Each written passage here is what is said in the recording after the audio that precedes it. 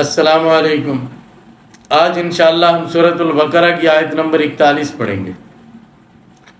وَآمِنُوا بِمَا أَنزَلْتُ مُصَدِّقًا لِمَا مَعَكُمْ وَلَا تَكُونُوا أَوَّلَ كَافِرٍ بِهِ وَلَا تَشْتَرُوا بِآيَاتِي ثَمَنًا قَلِيلًا وَإِيَّايَ فَاتَّقُونِ۔ خطاب بنی اسرائیل کو ہے۔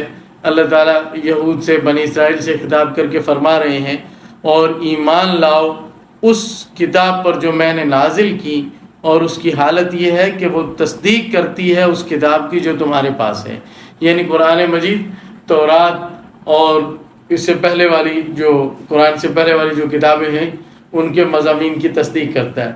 وَلَا تَكُونُوا أَوَّلَ كَافِرٍ بِهِ، اور اس کا سب سے پہلے انکار کرنے والے نہ ہو جاؤ، سب سے پہلے کفر کرنے والے نہ بن جاؤ۔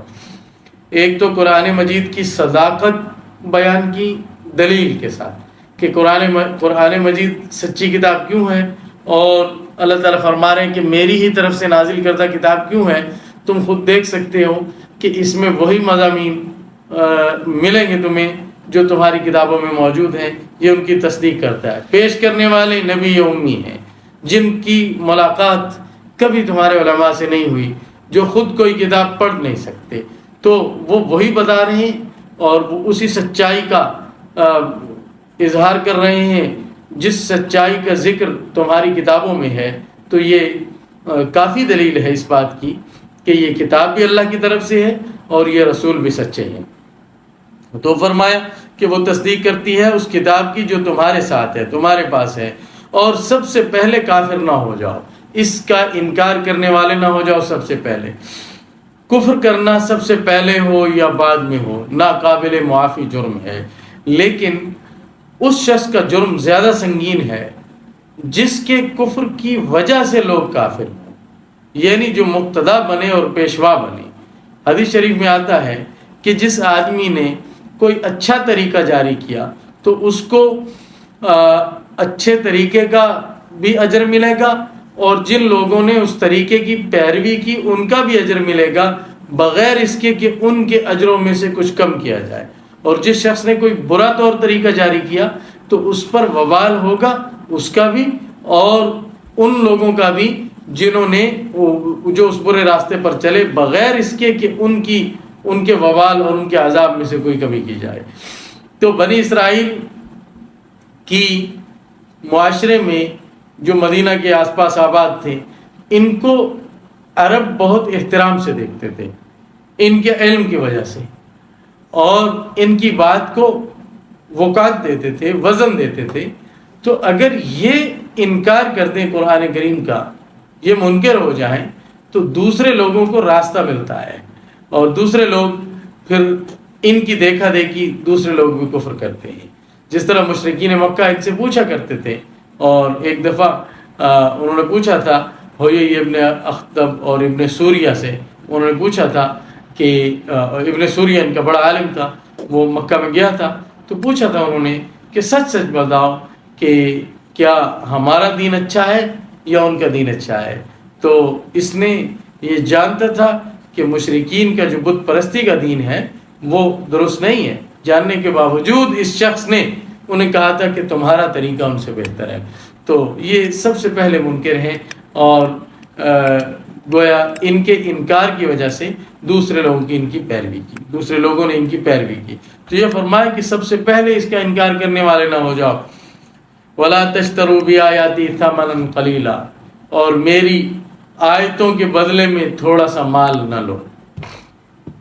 دین فروشی علماء یہود کی عادت تھی کہ وہ لوگوں سے رشوت لے کر یا مال لے کر غلط مسئلہ بتاتے تھے، اور اللہ تعالیٰ کی کتاب تورات کو بدل دیتے تھے۔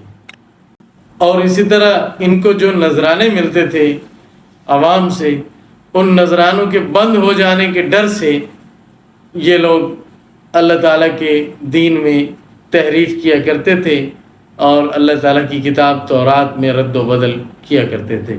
تو یہ فرمایا میری آیتوں کے عوض تھوڑا سا مال نہ لو۔ یہ اللہ تعالیٰ کی آیات کے عوض مال لینا اس کی بدترین شکل تو یہ ہے کہ کوئی آدمی پیسے لے کر یا کسی مالدار آدمی کی رعایت کرتے ہوئے کوئی عالم غلط مسئلہ بتائے، یہ بدترین شکل ہے۔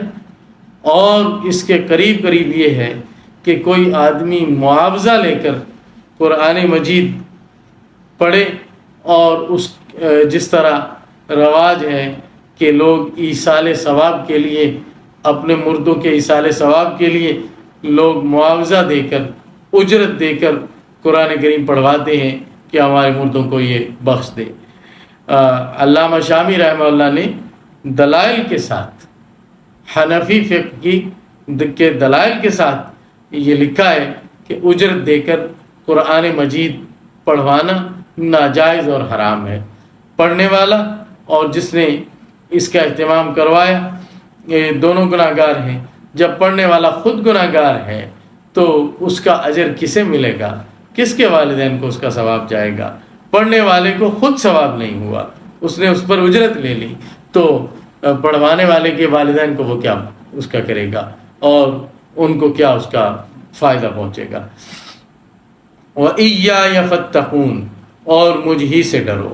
تو یہ اللہ تعالیٰ نے بنی اسرائیل کو احکام دیے خطاب کر کے آیت نمبر 41 میں، کہ ایک تو قرآن مجید پر ایمان لاؤ، اور دوسرا سب سے پہلے منکر نہ ہو جاؤ، اور تیسرا کہ میری آیتوں کے عوض تھوڑا سا مال نہ لو۔